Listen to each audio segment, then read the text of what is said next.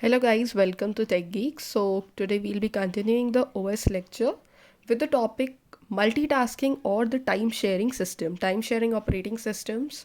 As the name suggests, time sharing, that means the time is being shared.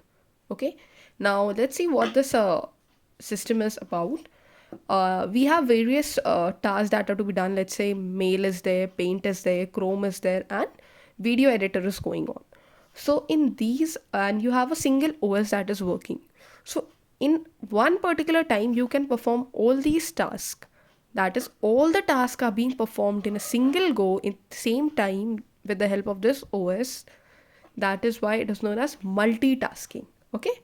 Now, allows user to perform more than one task at a time. That means multitasking. Okay.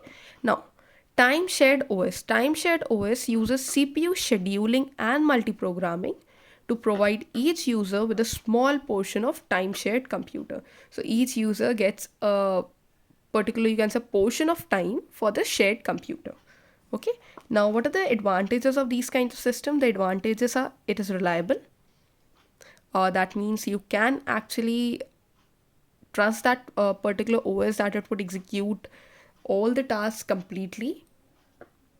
Then manage several users. So managing of several users is quite easy because of this time sharing. Now, secured memory. The memory management in this case is quite good. It's improved. Time shareable, as we saw, this is a time shareable system, so time is quite easily shared. I hope this was just a small topic to cover. Multitasking is not usually asked. It's asked only when we have to discriminate between, or sorry, differentiate between multitasking and multiprocessing. So that I'll be telling you in the coming videos.